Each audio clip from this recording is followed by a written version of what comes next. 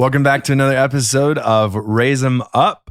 It is good to be here in season 6. That still blows my mind. I think every episode I'm going to say that. You have every 6 episode. books together.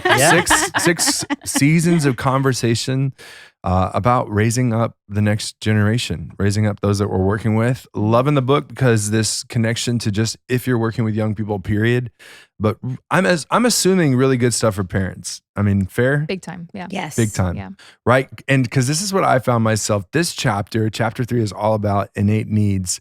And like people have heard early on with me, my like excitement for this book is I coach students, right? And someone in a classroom setting too, I think, oh yay, students. But I'm sitting there like, Melanie, we've just noticed before we even started, right? You have like letters and names next to each of these things. Oh yeah. For each of your kids. Like for me, I'm going, okay, I don't even know what these kids are because there's 30 of them. There's 30 of them, yeah. But then it's like trying to learn each of the things. But like, so that's a little bit of a struggle, challenge. What's the right word for that? Challenge I'm having Yeah. in reading this, but at the same time, I'm appreciating it. And especially because going back maybe to just identifying the colors, I love the introvert or extrovert. Yes. And then the task-oriented or people-oriented. Yes. Like that alone helps me to identify, Oh, least narrow it down to 2, usually, Yeah. for each of these kids. Well, and one nice thing about it when you're coaching is if you get fluent in these languages, when you're speaking to the group, you can insert some of these, the words and the tactics to catch your introverts and extroverts or your task and your people. And by doing that, just by speaking a little bit of each language, you're going to catch everybody. And then, when you get into that one-on-one work with a particular student, a particular athlete, a particular child, knowing their color is going to be helpful. But as a coach or as a teacher in a classroom, just knowing that there are different innate needs, if you can speak to one for each color, Sure. you're probably going to catch everybody in the room really well. And what's interesting is like a previous similar study like showed me like most likely in a classroom, you have a ton of yellows, right? You're going to have a fair amount of reds and blues. Probably somewhat more blues than reds in that situation. But then it was the greens, the me's that like you don't have as many of. Yeah. What I'm being challenged by, and it was in this chapter, right? So this chapter is all about innate needs, those like wired in needs of each of these colors. And I'm assuming like most of these kids are yellow, but as I'm reading it, I'm asking these questions and putting them there, I'm going, and I'm looking at the needs, I'm going, are they yellows? Yeah. Or are they not? They might not be. Right? Yeah. And this whole, Yeah. I guess I'm asking the question, do we have more blues and greens these days? And then there's a piece of me saying too, after the pandemic, did this change? Did we become more introverted? But it's our wiring, this is right? wiring. This is wiring. Oh, this so is that the way doesn't- God okay. created us. It's not based on your circumstance or based on, right? And again, like there's a big piece of understanding that comes from this masking and environment. Oh, good. Yes, you brought up masking. Melanie's brought up So- masking with me, especially as a green. I will mask. Well, right? and like it's pretty typical for every adolescent, every middle schooler to be seeking attention, acceptance in their longing for identity. So some of those needs in that season of life are going to overlap with innate needs. Okay, good. Right? But the difference is if I'm hardwired for this, these are needs that I've had since I was a toddler and I'm going to continue having till I'm 99. Yeah, that's helpful. But if there's, if I'm looking for my people, Right. I might be searching for acceptance more heavily in this season of my life that doesn't make it an innate need. What's so interesting as you're talking, right? I said the previous one, it showed me there's always a ton of yellows, but I wonder if it's actually, there's a whole lot of masking yellow because when you're a kid and you go to junior high and you go to high school and you go to college, because I've seen this, right? I've seen college students who will test very high yellow. Yeah. And then it turns out they're actually green They're or really blue not, or yeah. red, right? Yep. Yeah. So that's really cool. No, this is helpful already. Good. Yeah. All right. So this chapter starts out with a really cool quote. Will someone please I read this love quote? it. Because I love this quote. Yeah. Let every word you speak be a gift to the person you're speaking to. Oof. What a beautiful picture. And what also kind of like a heavy reminder. Yeah. I'm really struck by this because it's like, oh, this is the longing of my heart for my kids. But is it the reality of what I'm doing day to day? maybe not. Maybe not. And, and even sometimes I think when I'm trying to say the right thing to my child and it's not landing right, I get so frustrated. But it's nice to know that there's this hope that's connected to their wiring and their innate needs, that if I can shift my words to speak more directly to their innate needs, to their strengths, to their, to their weaknesses, whatever it might be, then I have a better chance of it being a gift. So there's hope there. There's some humility there, some heaviness Absolutely, there. yeah. Like this is just all the feels. Yeah. And I think it's easy when I speak, maybe it's the yellow in me. I'm thinking, well, this is what I would want to hear. So it's got to be what everybody else would Sure. want to hear, right? Sure, yeah. So the part that it's a gift to the person you're speaking to. So how is that person receiving this gift, right? Yes. Like I could bring a bouquet of flowers and give that as a gift. Well, to some people, that's a great gift. But to others, they're like, my cat's going to eat those. I mean, like when someone gives me flowers, I'm like, my cat's just going to eat that and throw up and I'm going to have to clean it up. Yeah. Right? So it's not the same gift. Thanks for giving me throw up. Yeah, seriously. Yeah. I mean, Throw up. that's, Yeah. These flowers are already dead. Well, I appreciate how the chapter introduces it too, though. Like starts off saying there's a lot of pressure in that because especially acknowledging like from a teacher perspective and a coach perspective, most of what you're doing, but it's kind of set from a parenting perspective too. Most of what you're saying to your kid is instruction or correction. Right. So much. Tie your shoes. Don't do that. Blah, blah, Knock blah, it blah, off. blah. Yep. And like, so I'm feeling this like super high sense of pressure Yeah. for like, okay, how do you correct and speak the language of each of these colors Yes. Yeah. in a way that there's also that fear that comes out in the chapter of like, you can either super help a kid get on the right track or you can damage them You for can life. crush them. Yeah. And I think the thing that helped me, especially as an educator for 10 years and as a coach for many years, and something that I've heard as feedback as these students have grown older and the relationship I've built, is the opportunity to be able to accept them Yeah. in their wiring. And I think that is where I feel like if anything, if we can look at them and say, yes, I value you. Just as Because you are. every one of these, even though the word is not there, that's what they're looking for, is a sense of being valued. Yes. And I think that is why I love this, because even as a red, there's times where you want to have affection, acceptance. Even as a red, there are times where you want support and safety. Even as a red, there are times you want to have respect. So it's not like these are just simply innate needs for those. That's what they crave, like we talked about. But there's also times where by simply valuing them and giving them space to be themselves, you then can communicate the needs that the they need have. that they want. Yeah.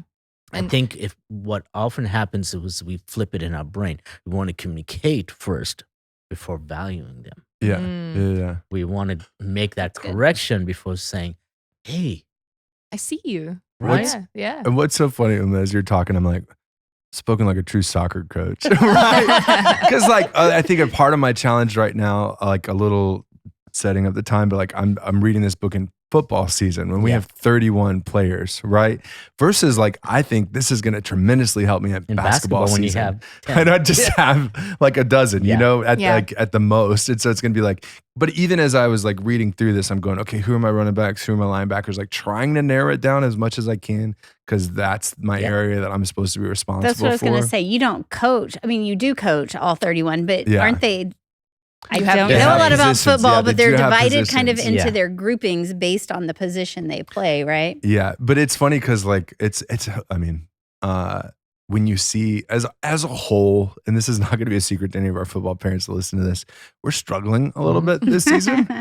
But I think it's a lot to do with, I mean, I'm telling you from a coach's perspective, at least 4 out of 5 of us, I would imagine all 5 of us have vocalized like this is such a struggle to figure out, because it's a very different team than we've ever seen, right? And so I would imagine too, for any parent, it's very different for you because you've never done this before. Yes. Yeah. And each child is very different. You Yes. think you've got it. And then Yeah. you're like, oh, wait, no. Okay, wait. I just said that to her and it was great. And I said that to you. And it's not working. You have flipped your lid on me and I don't know what I did wrong. Yeah. Yeah. It's very true. And that's where, Melanie, I think what you're able to do with this is so helpful for these parents that are listening. That's what I'm going to invite them to do for their own kids is ask yourself, what color is your kid? Yeah. So as we talk about those innate needs, Yep. you can start to, and this book does such a great job of saying, giving you examples of ways to say things. Yes. Right. That if you can even just put in 3 of them into your vocabulary in a week and just see what happens. Exactly. And the other thing I wanted to touch on, because this is something that I think as we seek to raise up kids in the faith, and so many of us involved in this conversation are parents, one of the resources that I absolutely love is called Connecting and Correcting. The Connected Child. Karen Purvis is one of just the leading minds in helping children, especially children from hard places, children with trauma in their background. This might be kids in foster care, kids that have undergone adoption, whatever it might be. But one of her primary pieces of advice is you have to connect before you correct. Good. Yeah. And so one of the challenges we gave to a Bible study group doing this as a book study is how can you acknowledge and validate your child's strengths even when they're displaying them in a not so great behavior moment? Because validating and seeing that child for their strength, even when they're not harnessing it for good, they're harnessing it for evil, whatever it might be. If you can see them and show them that you value them, you create a level of safety in which then you can have the conversation about, all right, and that connection, so that you have the clout, you have the relationship rapport in order to make a correction, a suggestion, a shift, to have that accountability. Well, and I love the connection to that quote and kind of what it points out, because it's not just connection before correction, but it's connection before instruction. Anything, right? Yes. So before you need anything, before you want a behavior out of your kid, connect to your kid. And it reminds me of my very first time having interns in student ministry. I had 2, and we did our version of a color test. And I had assumed one was red and one was green and things like that. But then we get the results back and it's yellow, right? And in that season of my life, the masking I was doing was definitely red. When I get in a work environment, I can be very red, right? Because I'm very task oriented in a leadership role type thing. And that's where I lose people, even though I'm wired to gravitate toward people. So they both score high yellow, both in college. And again, maybe masking, who knows? Yeah. But I have this whole agenda for this orientation. And that's number 1 is just figure out who they are so I can work with them. And I'm like, all right, well, now that we've got that done. And I look at my list and I go, how was y'all's week? Because you're going, I don't know if we can move into this. We can't. Can't I go don't into make the connection. Yeah. I can't go into the trainings yet. And they laughed at me because I'd explained it. I'd done all the things, but I was very much in task-oriented mode. And I had 2 people-oriented people that were extroverts. So I needed to give them that space. Yeah. And like even teaching adults, I'm recognizing, like, because this is my first real season doing it consistently week to week to week, like we're doing now, at least in a long time. And I'm going, I have to give them the space to get it out of their system. Because if you don't give table conversation time, what are adults going to do? They're going to raise their hand at one point and then go off on a whole tangent you weren't planning for. Verbal so let diarrhea. them go off on what you want to talk about. Give them the space to be who they are. All right, so people are listening for their kids. All right, and I do love the little balance. I made my own little chart, y'all, of this. I thought this was another helpful tool of when their tank is full. Yes. And when their tank is empty, what behaviors do you see? Yeah. I love that. When things are going well and your child is operating at their peak with feeling loved and whatnot, yellows are optimistic and encouraging. When their tank is empty, yellows are interruptive and dramatic. And it's funny, like Melanie, I was thinking about the class because as we're recording this, we also have a class that's on this book. Yeah. And I was thinking of the table that I was at with the mom, and I was like, I know her daughter, and I'm like, yep, okay, yeah, that is exactly it. The mom will see this tonight and go, yep, that's my daughter. Yeah. Reds, when the tank is full, are influential and decisive, fantastic. But when the tank is empty, they're inflexible and selfish. Blues, when the tank is full, they're thankful and analytical. thoughtful, not thankful. Thoughtful and analytical. When it's empty, they're suspicious and moody. I was like, okay. Yep. Green, when the tank is full, they're considerate and generous. When it's empty, they're stubborn and sluggish, right? Yeah. So it's so interesting kind of reading this and acknowledging that. So again, as you're listening for what your kid is, it's hopefully refining which color they have. Yeah. And one of the things that Uma, you touched on a little bit earlier, you're gonna see in all 4 of these temperaments is that there are some needs that speak to an inward need and some that speak to an outward need. And the way it helps me to think about that is there's one that has to do with my identity, and there's one that has to do with a sense of belonging. Yes. Connections. Yeah. Again, yeah. So like, do you see me for me? Yeah, right. Do you see me for me? Do you see my value as I am? And then do you see me as valuable to the group? Do you see a place where I can contribute or a way that I, can do something of value? And so as we listen to these, and as you listen maybe for yourself, but also especially for your kids, these are people needs, right? This is the stuff that everybody needs. We need to know that we're valued the way we are, who we are, and that we belong. I think about the big questions of identity, big questions of purpose. This is season 3 of Raise 'Em Up. Yeah. Identity, belonging, and purpose. And it just, there's so much that we're seeing season after season that we also see in scripture. And it's like, yes, God is so good and so faithful in teaching us how to love each other well, showing us what we need, and then providing it in his word, in the person of Jesus. Like, it's God's good. He's got good stuff. And as Uma talked about, there's just something beautiful about acknowledging someone's identity. Like your kid is going to appreciate, because your kid, as they grow, is going to struggle with their identity and who they are, particularly in the middle school, high school, college age years. So it's as more as you can reinforce and just be curious with them about what their identity is, right? Rather than being directive. This is who you are. This is who I want you to be, right? Don't do that. There's a place to be embracing of it and reminding them of it. I see this in you. Right. Wow. Look at the way God has wired you. Look at the way that he's given you these strengths. And just to be able, and we've talked about this when it comes to like ministry and raising up kids and youth for potential roles in the church. Sure. One of the ways that, you can contribute to that is just by saying it to the people you see it in. Well, that takes something, right? That takes us having to stop and look to see what the gifts are. And sometimes I think with our kids, we don't always stop and look at what they are and what they're doing because we're so busy with the day in, day out needs, the, to-do lists or the chaos control, whatever it might be. Stopping and seeing your kids is one of the best ways to be on this path of really making every word a gift. Absolutely. Yeah.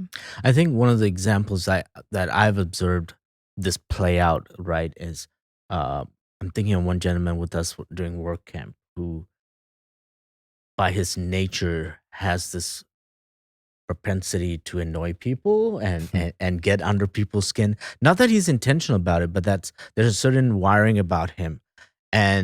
But when you get to know him and when you get to affirm him in who he is and say, I noticed this about you, or I acknowledge this about you, it changes the way then they seek that attention. It changes the way they then want to wear that mask, because now they're like, oh, I don't have to be this. I'm getting the attention I really need. Yeah. The innate stuff, not the stuff that I think I should need. And then you see them flourish, and then now come, we're into the heart of student ministry, to see them step up in leadership and to see them embrace different roles and invite their friends, because now he's found safety. See, and that's something I think we talk about in our yacht club, in our student ministry, is like when you feel safe, you suddenly feel like you can invite your friends. Sure. Which is always the question, because students come in here saying, I can't connect with anyone. And what they're communicating to me, it's not that they can't connect. They haven't found safety yet. Sure. Yeah. And so when they find that safety, then they'll be like, oh, I'm going to invite my friend. Yeah, because absolutely. I now suddenly feel that space. This is my space. And it's a hard thing because parents want them to find connections there right away. And I'm like, well, or like sometimes, at least my experience was, they want to it's kind of like I use this illustration a lot. Like a lot of times we're looking at a bunch of doors and saying, why aren't these doors opening? And meanwhile, behind us, God is opening a ton of doors. Yep. We're just not looking at in them. the right spot. And so it's one of those, no, I need them to connect with that kid. I need them to connect with that kid. And it's like, what if they're not wired to connect that way? Right? Right. There's definitely general overall connection of a community that comes together in the name of Jesus. Yes.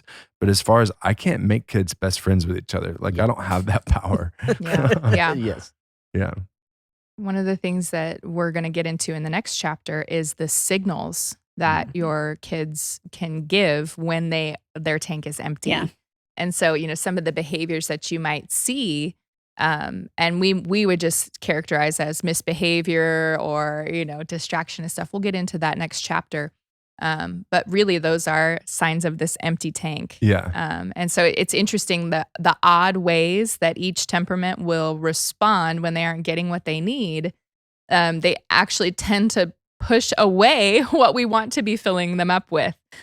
So like I might want approval, acceptance, attention, affection if I'm a yellow. Do something that's going to get me disapproval. But but I'm actually going to seek it in these unhelpful ways. And this chapter gets into that a little bit. I appreciate it at the very end when it talked about how, particularly with high schoolers, like, and this, so she talks about like how she walks alongside with dads in particular. Like if you don't, for a yellow, okay? So a yellow wants approval, acceptance, attention, and affection. Yeah. And if they're not getting it in the places where they should be getting it from their parents, from their friends, they're going to go and find it in very unhealthy ways. Yep. Yes. Right. And she talks about, she particularly talks to dads with their yellow daughters. Yep. But she said it's the exact same thing for dudes, for boys, for sons. Yeah, for the sons, is that if they're not getting the approval or attention, they're going to get it anywhere they can.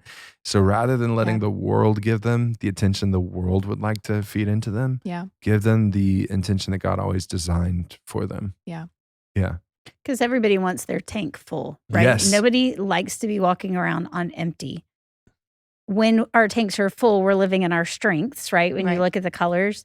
When your tank's on empty, you're living in your weaknesses, but you're also aware that your tank is empty and you're going to try to fill it and however you can with the things that you need. Yeah. Oh, totally. And I want to walk through each of these strengths. Melanie, my biggest struggle was, like, again, I can get introverted, extroverted, people-oriented, task-oriented. But if I can see one of those very clearly, I can't see the other one clearly. So I can. What I'm saying is, I can see the connections between yellows and greens. I can see the connection between yellows and reds. I can see the connections between reds and blues. I can see the connections between blues and greens. But I can't get them to one corner or the other. So it's really interesting as we're going, like trying to learn. And I don't know, maybe there's a parent out there in the same boat. They're trying to figure out their kid. And maybe it's a piece of this masking thing that's going through. But really, really and truly, that's like my greatest thing is like, how do I get to that final quadrant? Like I can tell if they're introverted or extroverted. I can tell if they're a yellow or a red or a green or a blue. But how do I narrow it down? Or I can tell if they're people-oriented or task-oriented, but I can't tell if they're introverted or extroverted. Right. So you can get one, but not the other. Exactly. Yeah. I know that's my struggle right now. So anyways, as we're walking through these, I just wanted to keep that in our brains. Sure. So we talked about yellows. Yeah. All right. Good. They're right here. Approval, acceptance, attention, which means having someone's full focus or their eye contact, which is funny because as I was reading, I thought about certain kids. I was like, yes, okay. I can get it. I can get down to that. And then affection, being noticed or acknowledged. Right. And so one thing I want to say about yellows, Kathleen has a series of videos and she shares this as well. Some of these innate needs can get shamed really easily. Good. These yellows, they're so emotionally needy or whatever. They need so much attention. Approval and affection and attention. And so there's this tendency to either feel ashamed as a yellow or to shame if you're not a yellow. And I love the way that she just very strongly dismisses that this is not something that I'm immature and so I want attention. This is about innate wiring. This is my air. This is my water. This is what I need. And it's not wrong. It's not weak. It's just the way that God has wired me. Now, are there healthier ways to go about seeking, attention, affection? Do people who are yellow need to be particularly grounded in their identity so that they're not drawn by, affection like we shared that isn't healthy, that isn't, yes, absolutely. But when they're living in their strengths, this is a beautiful, awesome thing. When they're living in their weaknesses, it's rough. And the same is true for every single one of these temperaments. I am so convicted right now. Oh, yeah? Light bulbs just went off. Yeah? But it was light bulbs on my mistakes, right? So this past summer, we had our junior high mission trip, right? Which a junior high mission trip, there's a ton of social pieces to it, a ton. But there's also the ways in which you serve sometimes some very task-oriented things that you're supposed to do. Sure. And I am vividly reflecting on 2 experiences that I had with my particular group, which all of my chaperones said was the hardest work group that we had. And it wasn't the girls, it was the boys. Okay, so just half of this group was just about going to test everybody's patience that you could possibly figure out. And the light bulb that just went on, they were all yellows. They were all yellows. They all wanted attention. They couldn't do task-oriented things. So they couldn't complete what needed to be complete for the sake of service. And so because they were all yellows too, I remember very vividly with one of them in particular, who was kind of like the ringleader yellow. Like at one point we're sitting there getting ready to serve and he is just trying to get all the attention that he possibly can. Yeah. To which I say to the girls there, because earlier that day I got so frustrated they didn't make the girls basically had to make all the sandwiches because the guys didn't do it. They couldn't do the task of they couldn't understand directions. They couldn't do all of it. It was so frustrating because I was like, people need this food and we're not making it for them. Yeah. And so I remember at that point being so mad at this group of boys that I looked at the girls and said, don't date one of them. They're not worth it. Oh no. Ouch. Right? Yeah. But it was one of those because I was like, we are failing to feed people. There's all this. And in that moment, what am I? I'm a red. Task. Yeah. I am so task oriented that I'm not acknowledging the beauty of how they're wired. Right. And then on top of that, later that night, when this one kid in particular is getting a ton of attention, I look at the girls, I was like, ladies, this is what we call peacocking, right? You know how a peacock like spreads their feathers, is like, look at me, look at me, look at me. That's what this is called, right? But that's completely shady, but it's because I was so frustrated 48 hours into the trip, like, and not being able to move forward, not being able to get silence. And I'm wired to be an introvert. I'm not an extrovert. I know that about myself. So it was one of those, no wonder I ran out of patience on day 2 of this trip because I wasn't just acknowledging the wiring of these kids. It's interesting. Sorry. There are so many ways. Again, once you start getting fluid and once you start checking out these different resources and tips and what to say, there are ways to engage yellows in tasks. We have to get creative about it. Yeah. But they will engage if they can have a little fun while doing it, if they can, like make it into a thing where they are going to get some of that innate need out. And so, one of the concerns or the what cautions that was shared in a previous chapter is like, don't overgeneralize. Because it's very easy, and even just to generalize a behavior as just something that's immaturity rather than wiring or things like that. When you overgeneralize or you say like, oh, they can't do this or, oh, they're just choosing not to, you're really hindering your ability to connect and to make it work. Yeah, which was funny. Like in that moment with the sandwich thing, they didn't know I wasn't connecting with them. They weren't aware because they were just being themselves. But seriously, as I was going through the group of boys in my head, I was like, they were all yellows. Yeah. No wonder. I was expecting them to be able to sit in. I know, Jan, you were going to say something. Yeah, no. And I was going to say, there is no doubt that we are all wired. But I do think having been in education for my first year teaching was 99. So I don't even know how long ago that was, right? 24 years. Yeah. So we're talking, thanks, Lee. Appreciate that. So I've been in education, either in a classroom in kids ministry, right? Yep. I have been in education. I think I was 2 years at home, but I was still in education because I had my daughters.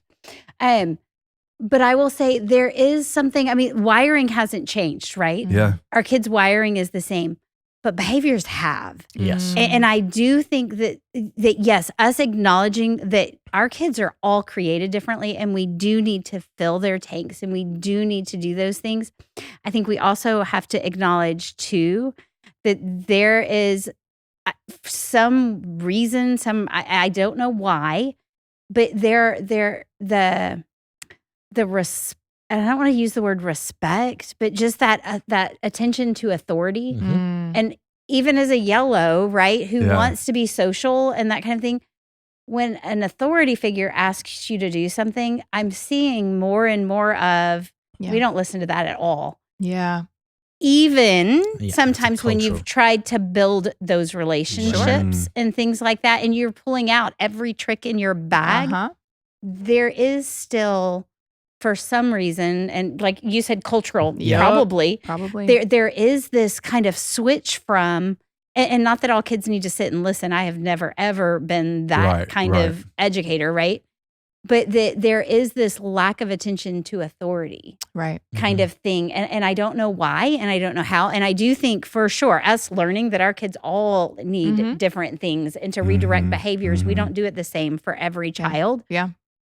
But there's this, when you're talking about like at camp or whatever, and it seems like sometimes in those less structured kind of things, you see that lack of being able to listen to authority coming out more. Right. And I don't know that that's wiring. I think that's I think there's more to it than just wiring. And I think part of it too is maybe it's also reflective of the experiences that these our current kids are not having their tank maybe filled up. Maybe so. Maybe so. Maybe they're trying to fill their tank in different ways, in inappropriate ways, in the wrong ways. And how the culture dictates it. Absolutely. And I think if you look back 30 years ago, it wasn't authority because people had a good hand of that. Maybe it was something else that was behaviorally different.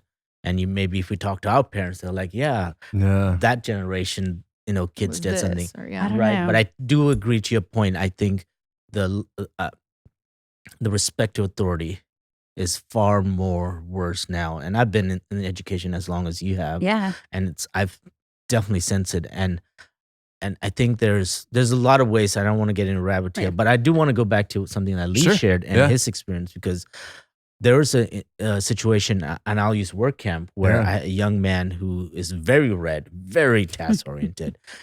I mean, if you know him, you know him. Very frustrated with his group because he was ready to get everything done. And he had a bunch of yellows and greens in his group. He's like, I can't get them to do anything. It's frustrating me. And I'm like, let's talk about this. And what we spent was validating him first. I'm saying, this is who you are. You're wired. And the more he saw that I was speaking about him, I'm like, everyone else like that in your group? He's like, no. I'm like, now you get an opportunity to see their gifting. So instead of seeing what they're not doing, see what they're good at. And then assign them the task that they're good at. So the yellows will be great at making everyone feel good and getting the waters and doing that. Don't give them the hammer. Why are you giving me the hammer? Screwing the boards. I'm going to look at it That's like, your own fault. No. that is not pretty enough for me or something like that. And it's good to point out that just because a child might be wired so that tasks are not their go-to, that doesn't mean they get to avoid tasks their whole life. We need to fill up their tank so that we can help them manage their weaknesses. And the same is true for the Reds and the Blues. They don't get off the hook from being encountering people. Right? He's like, I'm going to do it all on my own. What's so like, funny no, too you is, don't. I have a kid at home like that. Would rather do every project at school by herself and not be part of a group. Projects, the people that hate group projects. But I'm kicking myself, or at least thankfully confessing mistakes, right? But because I also realized, y'all have heard my experience with this paradigm over the years, and I recognize now, looking back on that trip, and we've reflected a lot on that trip, Uma. What was also happening was those Reds and those Blues were getting really frustrated with those yellows too. And then my adults, I don't think I had very many yellows on. So it was one of those, right? So this is going to help even just moving forward that's another thing we need to do. We need to be able to identify some colors before we go. In different retreat settings. And just use this. This is a great framework is what I'm saying. So, and I assume, Melanie, you'll have a little wisdom on how the rest of this book will help talk about some of our pieces. I just feel like you're the most experienced with this book. So do we have hope coming at us? Oh, absolutely. Good. I think this chapter gives hope though, because this chapter, this is just reframing, because otherwise we're seeing this as like, why are my kids acting this way? What is this about? And it's really like, no, this is a way that you can make sure that you're blessing your kids with your words. And once you figure out like, this isn't about, this isn't about that they don't want to do the task. This is about how can I give them what they need while they're doing the task so that this is something that's going to be replicable for them. So yeah, exactly. Because like the worst thing I could have done, which thankfully I don't think I did this, was like I could have been like, okay, nobody talks anymore. We're just making sandwiches. That would have been their nightmare. Yeah. Right? That would have been, they probably you're wouldn't have done shutting it either. me down. Not that would have been your nightmare. Yeah, exactly. So there's just some creative pieces. Right? Yeah. All right, so we had yellows. All right, time to get into some reds. Okay. Yes. So their innate needs, the things that they need, and I appreciate that she defined for us. She gave us some definitions. Yep. So who wants to read our reds for us? Loyalty, sense of control, appreciation, and credit for work. Yes. So, and there's so much to unpack here. Yes. Yeah, no, Because like loyalty is absolutely massive for reds. Knowing that people have your back and that, that they're looking out for you and the things that matter to you matter to the people that care about you. Sense of control, everyone pulling their own weight. So I love the distinction here. A red is not always looking to be the one in charge. A red doesn't need to be the one wearing the captain's hat and like steering the ship. The red needs to have a sense of safety that everybody else is doing what they need to be doing. That's when a red can relax and just get in gear and do their own thing. That's where that group work is so hard for reds, especially in a school setting, right? And so for a red, if I don't see people following the plan and doing their part, then I feel a need to do it myself in order to create that sense of safety, really is what it is. And this is where like that other one that I learned, reds are very goal oriented, right? Yes. They're not very means oriented. They just need to feel like everything is moving toward the goal. Yep. And as long as everything is moving toward that goal, that red is satisfied. Again, you don't have to be in control. No. You just need that sense of purpose. The reds are the ones who will remind you as a coach when you're doing drills that someone is slipping and not doing their drill the way they should. Well, or right, because they're afraid that if blues. this doesn't if they don't pull their weight, then the effect is on the whole goal team. and the whole team. Exactly. And and it's gonna. So there's a sense of I feel like each of these you could add another thing. So there's an inward, there's an outward, and there's a safety thing. I think for each of them. Yeah. So like what makes them feel most secure, safe. Is control. Is moving toward that goal. Is that things are under control, right? Not that I have to have it, but things are under control. Appreciation, so being valued for their unique strengths, and then credit for work. Yeah. So if I'm doing all the work and nobody else is contributing or nobody's noticing or nobody's giving, gratitude, then that's very draining for a red. So, if I'm making all the sandwiches and nobody's helping, that's going to be miserable for me. If you don't acknowledge that, thank you for doing that. We wouldn't have been able to complete the goal without you. Yep. But this goes back to that loyalty too, right? So that was the one I needed unpacked, right? It says being prioritized, knowing you had their back. Yep. Right? So being able to say like, we need to eat today. I know it wasn't fair that everybody else wasn't doing as much as they could, right? And maybe that's because that's not their wiring. It was a little bit more of a struggle for them. But man, you really helped carry us through. Right. Yeah. And I'm with you. I'm acknowledging what you're seeing. Yeah. And again, you're not even there, right? I said not everybody was doing their part. Right. That's not even saying something negatively necessarily. It can come across as feeling that way, but it's acknowledging the truth of this is how it went down. This is how it went down. And just that affirmation helps reds so much. And I think that's something I learned through trial and error as an educator, especially doing group projects as someone who assigns group projects, because I want them to have the tools to work with other colors. And what a great way, because they're like, I hate when we get group projects, because the reds are most frustrated in those scenarios because they tend to do 90% of the work.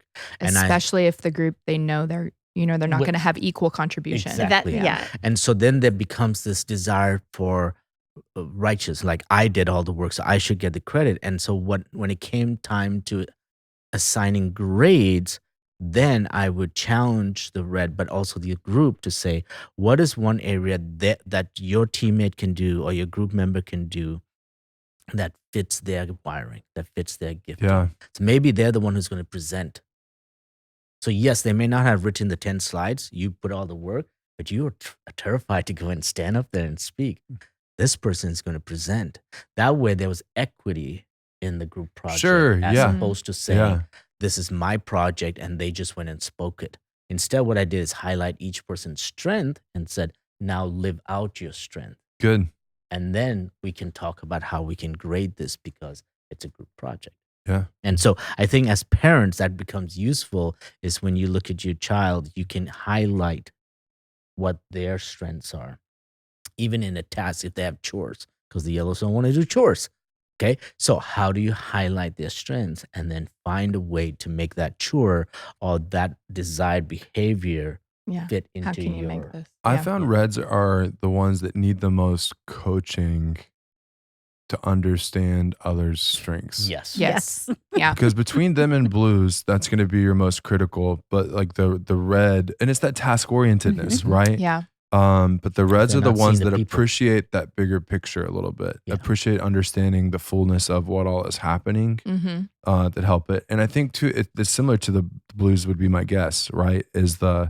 They like understanding how something is happening. It needs to make logical sense in wiring. So explaining particularly to reds and to blues how and why you're struggling, like you talked about with a work camp, is so helpful for them. Yeah. And reds can be pretty black and white and logical. And so, so what if that's the way a yellow is wired? Like that doesn't, right? So it can be, does not compute, sort of. There is no doubt. And I'm speaking for myself because I'm red and blue. Yeah. And so like, they're like, as Uma's talking, I'm like, yeah, but did they learn the material? So like, even then I'm like, I'm just filtering it through this. And it's funny because, Uma talked about the kid at practice that calls out the other kids because I said blues are the other ones that do that. Yeah, because blues are just so rule oriented. Yes. He didn't touch the line. Yes. Yeah. Okay. Why did you tell me that? Right? Why did you feel the because need? I did, and I want credit for it as a red, or because I need to like, and that's the thing is there might be the red in there that's like I did better.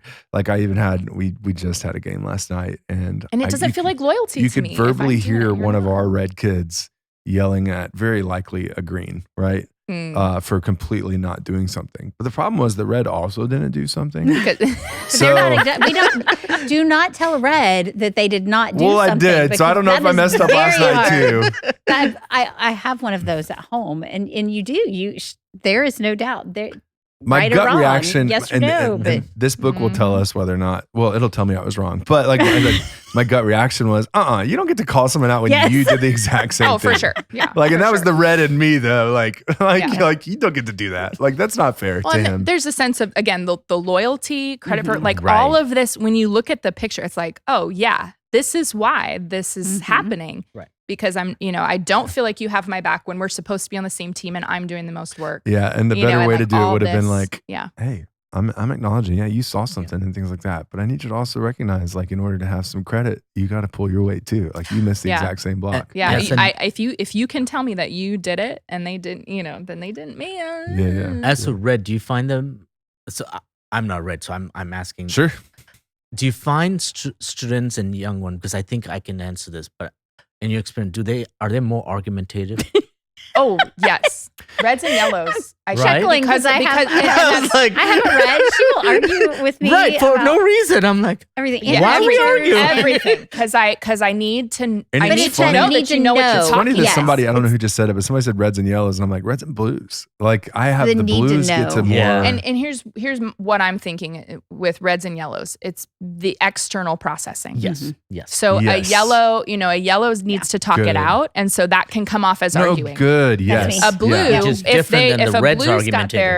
a blue's got their heels in, like, okay, and they're analyzing and they're finally ready to speak, yes, they can argue for sure. Good. Yeah. They're very calculated in their argument. Right, they're calculated. Yellow's just spitting say things they're out. nerds. No, I said, and then there are greens. Oh, and then there are greens.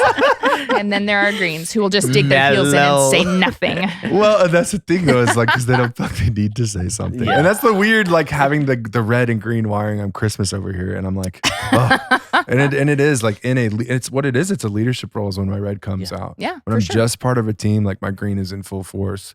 But when it's like that pressure of the red, that's when, and I think my red's my ugly side.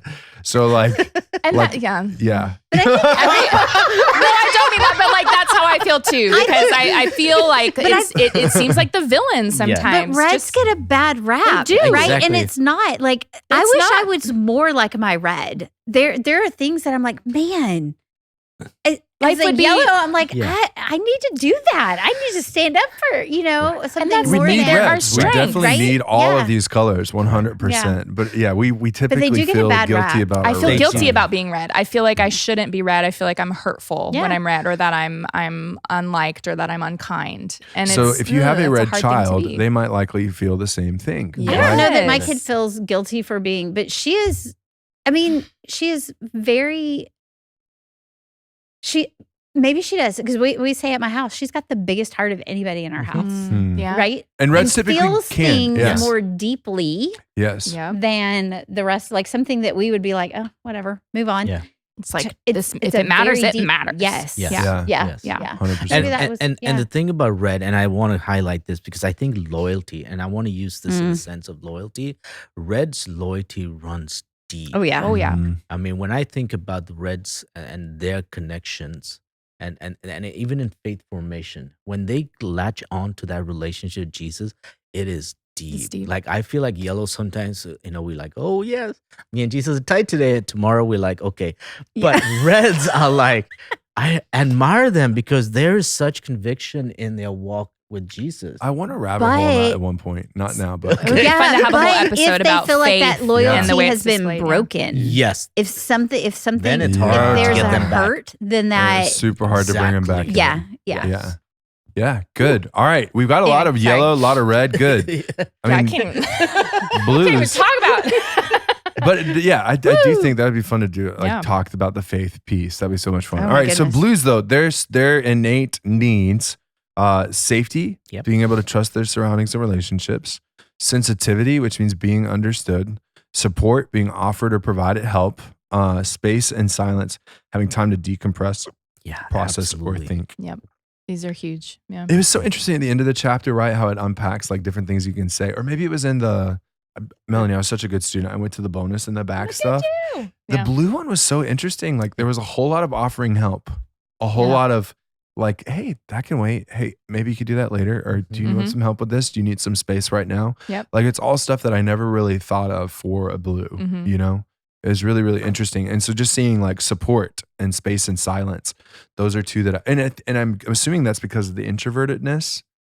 Yes. Yeah. So blues are in their heads a lot, being the introvert, but also having that task side in our heads a lot. And we can get overwhelmed easily by like the daunting of the project. And if it's not perfect, and what if I can't, do it right? So like there's that need for space and silence. Yes. But the support is so helpful. And this, again, being offered or provided help, just gives us a little safety net. Like, okay, I don't have to do this entirely alone. Or, oh, they see that I'm making progress. Okay, cool. I can keep moving in this direction. Good. Yeah. And so it's just that little boost, because a blue is going to struggle to ask for that help. And then they give up. Yeah. And they might, if it's not going well, if it's not the perfection that they're hoping for, then they're going to overanalyze and spiral till sometimes they will give up. So it's funny, as you're talking, I was thinking, I don't know any blues. Oh, I know a blue really well. Yeah. And I was like, oh, This is Okay. why. Yeah. Yeah. And again, this whole thing is like, hopefully light bulb Yeah. moments are No, going it's off for you. fantastic. And space and silence. This is interesting. So like a blue may not need to like go in a room and be silent, but a blue needs to unplug and not have people talking at Yes. them. Yes. So, I might be a blue that likes to listen to music or walk aimlessly around Hobby Lobby or even sit at a ball game and like whatever. So it's not a complete lack of noise.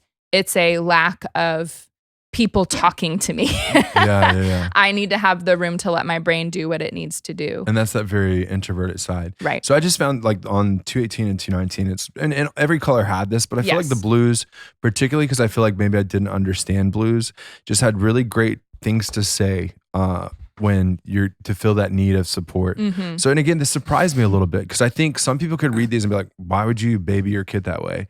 And it's like, yeah, don't do that, because a blue, if you have one of these ones that will overthink everything and is Yeah. very task oriented and very introverted, then you really need to acknowledge how helpful these statements can be. It says, I know you won't have time to do your laundry this week. Would you like me to do it for you? Ooh. And it's amazing because like a blue is a child that they're capable of doing it and they will do it well.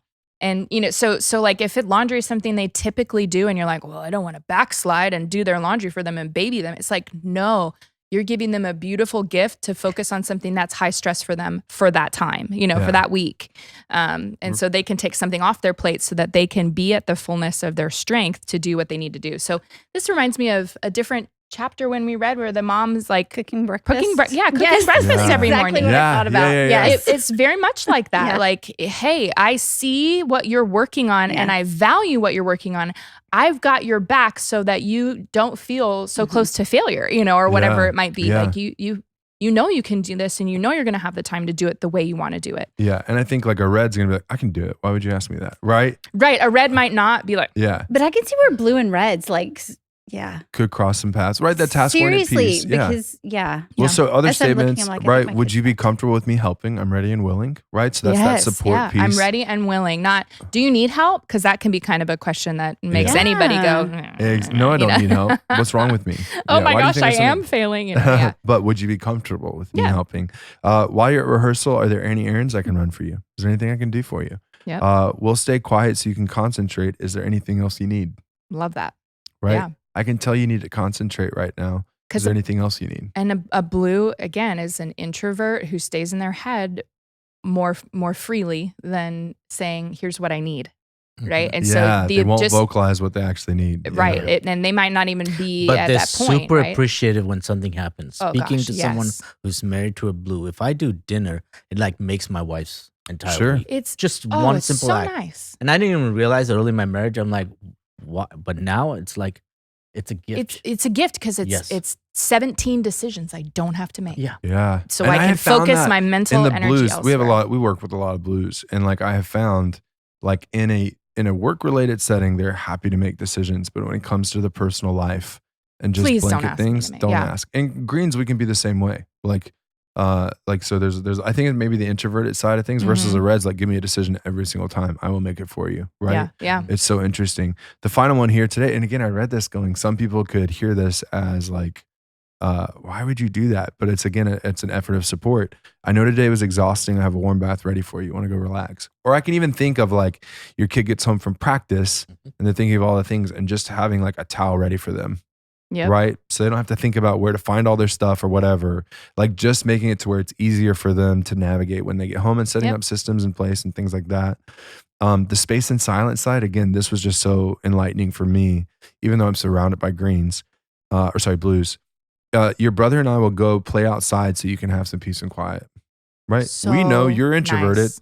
We're extroverted right now. We're going to go get out of here. And I see this with my daughter sometimes too, where it's like, do you want me to take your little brother out of your room so that he can, he could play out there and you can draw? Yeah, that'd be awesome. It's like, okay, cool. I can do that. Yeah. It says, let's spend 10 minutes reading quietly before we jump back in today's lesson. Mm-hmm. So a blue is going to be so in their heads about what's next and what's going on that you need to give them the space to do something different and interrupt those thoughts. How about you change into your cozy clothes and have a snack? You can tell me about your day in a little while. Yes. Oh my goodness. Being bombarded with questions immediately when I, get home or when the kids get in the car or whatever. It's like, can we just have 3 minutes? Can I just have this little cushion of space? So sometimes I'll do that with my kids as well. Like my blue-green daughter, I'm like, okay, when we get home, we'll do hang up our backpacks and things, but then why don't we just have a little snack and then we'll make a plan for our day after that, and it's just that cushion of time to help transition from one mindset to another mindset is a big blessing. Yeah, we've been out all morning. Let's head home for a rest. Right. So again, going all day is not very helpful for an introvert. I thought you might be tired after a busy week, so I didn't plan anything for today. Praise God, hallelujah. Yeah, I have nothing to do, so I can just relax. The final one here, feel free to go to your room and spend some time alone. Right, giving them that space to do that. And I go back to the junior high mission trip, right? One of the things that we instituted, not knowing this, but so helpful, is what we called like the phone hour. And even like right when we got back from working all day, like we created free space. So you had options to go. If you were in the rooms, you were quiet. If you wanted to be playing down in the gym, you could go down and play in the youth room. So like what I'm seeing is why that worked so well is if you were introverted, you had the space to go and quiet down, which was most of our adults. Yes. And if you were extroverted and wanted to keep the conversation going, wanted to talk how the day went, you're able to do that. And so think about that. I love that you brought up car rides. Yep.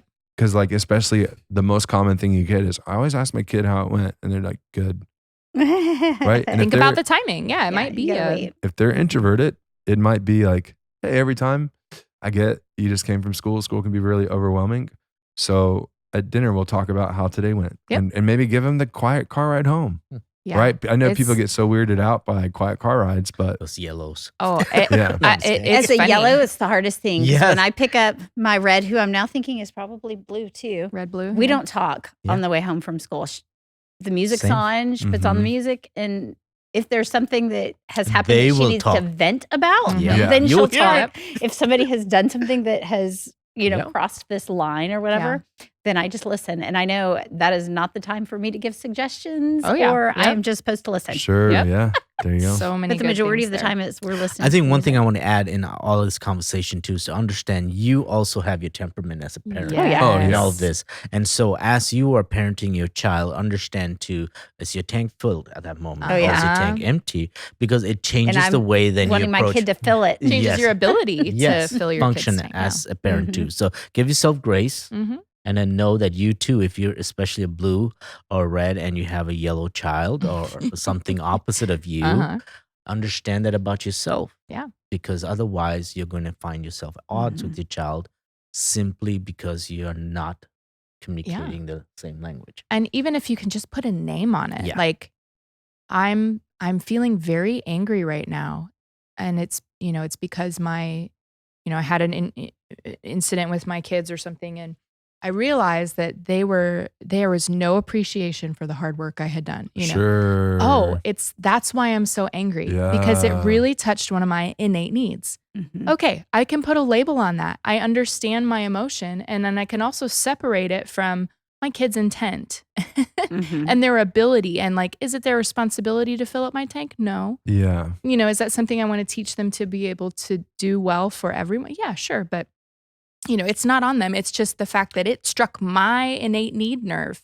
And so, okay. Ooh. And I'm going back to our junior high mission trip 2019, right? So like, again, you just learned so much with this thing. I don't really want to volunteer for this. No, I would never volunteer. And I am a yellow. But we learned so many lessons. But what I realized is this exact same thing that you just described was happening to chaperones on that trip. Yeah. We were expecting these kids to fill up our tank in the way we were used to it being filled up by getting certain things, which we had that conversation. Hey, this is how this is going to go. You're going to use the word thank you, and you're going to use yes, ma'am, yes, sir. Yeah. Like it's that respect piece too, but it's just like if you never teach them, if you never walk alongside of them and say these are helpful things to say, right, and utilizing it in different ways, right? Yellows, it'd be really kind of you to say thank you to someone. Oh, I love being kind, right? I bet they would really appreciate it. I bet that's a great way to appreciate somebody. Like, oh, I totally get that.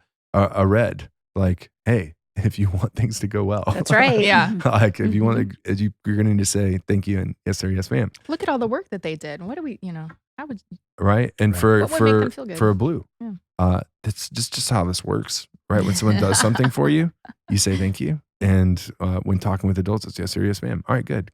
Right. Yeah. And I'm also thinking of this in the bigger context, right? Like how does this apply in ministry and faith formation and all that stuff? And like there's still things, and even in the family setting, right? And this is family focused. So chores that need to be done. If you're going on a vacation, who gets what task? And then knowing your kids and giving them tasks appropriate to their temperament can make that vacation so much absolutely easier. Because suddenly now you're like, oh, my talkative kid, you got to get them something to do. You're our weatherman. Whereas my quiet kid was trapped with the talkative kid in the whole ride. Yeah. How do you protect them and give them that space? Yeah. And so that's when you make a stop and you say, okay, you go run around. Brother's going to sit here in the car and decompress and a little bit. As a green introvert, as a child, even though I was somewhat extroverted, the answer was like a CD player, an ancient piece of technology, but headphones, right? So I can. Me being able to plan what CDs I was bringing on my trip, like because there were other people that were going to be extroverted, and that just was not me. Yeah, like I needed to sit in the back corner of the van and just like it was overwhelming to go on a long car ride. I have two introverts, so they took turns sitting in the back corner.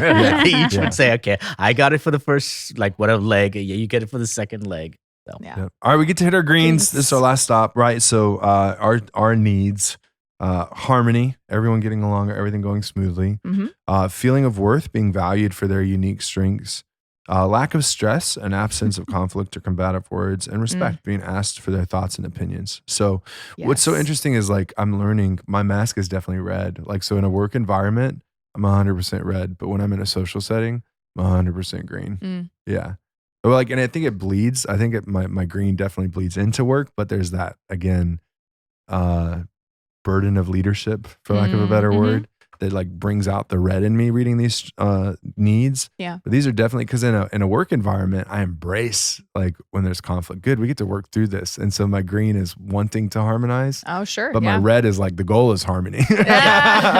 Like, and lack of stress, I'm like, that's hilarious because there's always stress. There's always stress, yeah. So it's one of those like, but again, my red jumps in to say, oh, there you go. And that's how they kind of work together in this environment.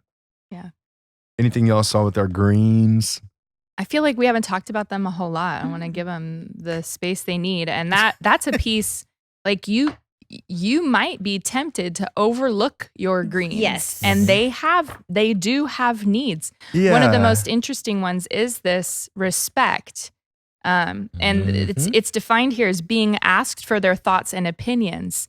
A green isn't going to voice them and this is what I want, but it matters that you ask them and give them space to think about it and get back to you, you know, like, hey, this was kind of the thoughts that we had for the day. What do you think about that? Or what would be the best plan in your mind? Like just giving them the opportunity to know that their opinions and their thoughts matter. Because again, they're introverted, they're in their head a bit, not as, you know, maybe not as analytical and sensitive as our blues, but they still are processing things. And when they do speak up, validating. Yes. That's a great point. Thanks for sharing that. Yeah, thank you for awesome. sharing that.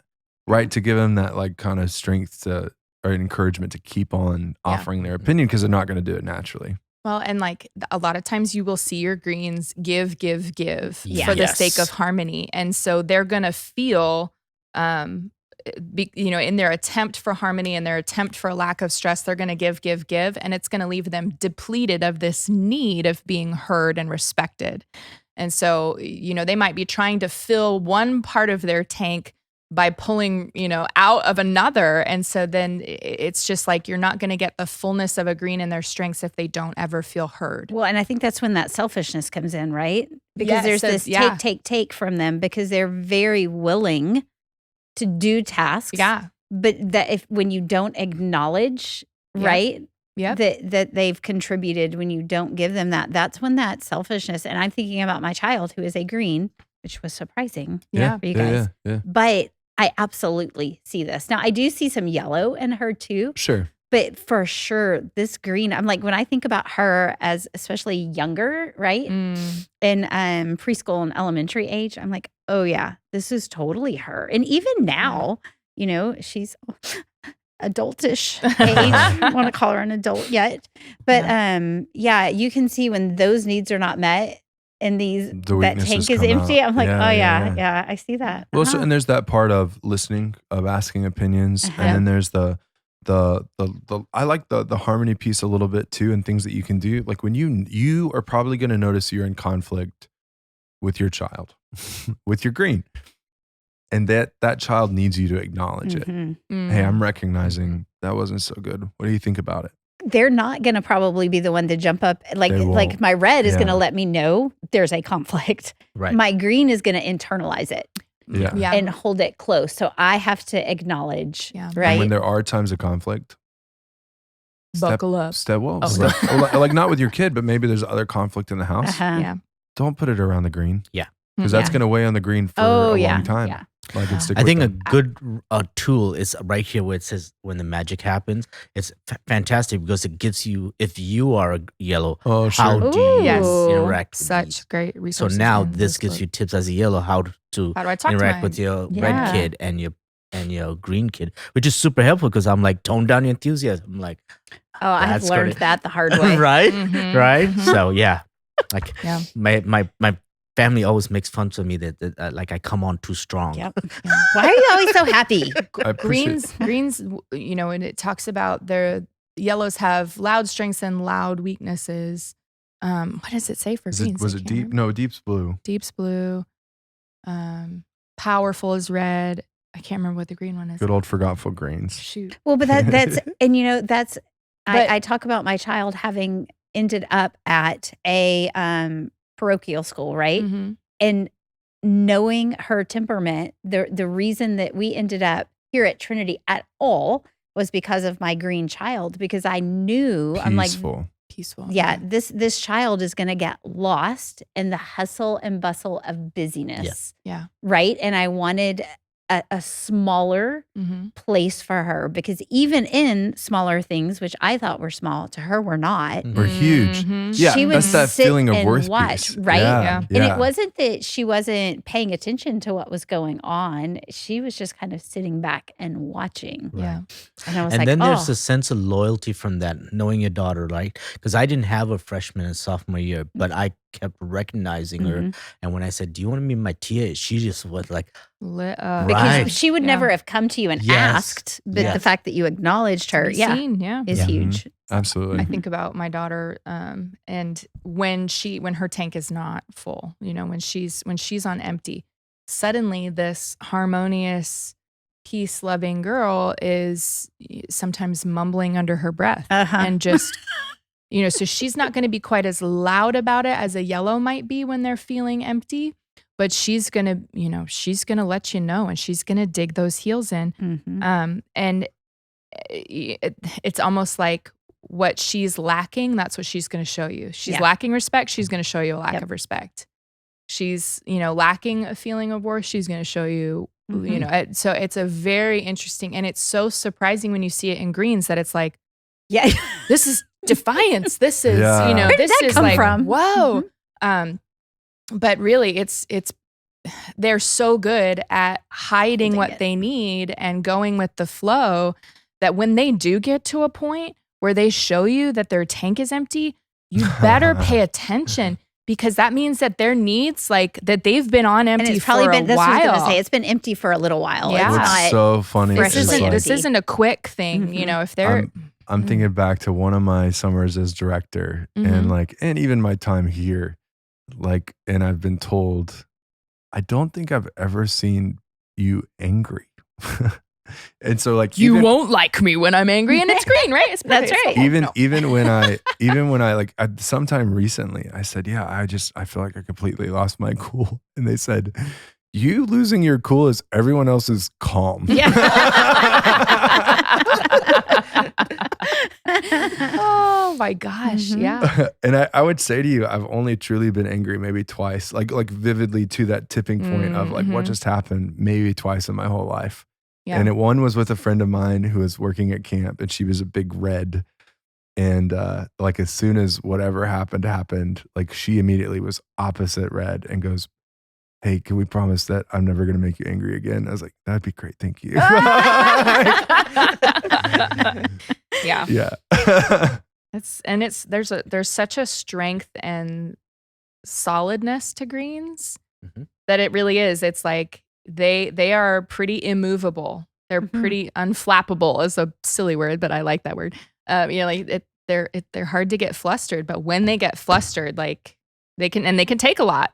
Yeah. But then when they go, they go. And what needs to happen, right, is this invitation to harmony, addressing harmony, addressing stress, pausing, waiting, asking what's on your mind. Because I think that's part of it. Like we talked about the introvertedness of blues, but with greens, I tell people all the time, they've heard this in my sermons, I live in my head. Yeah. So there's some times where maybe there's just stuff that has been in there that I haven't even acknowledged that it hasn't come out yet. Yeah.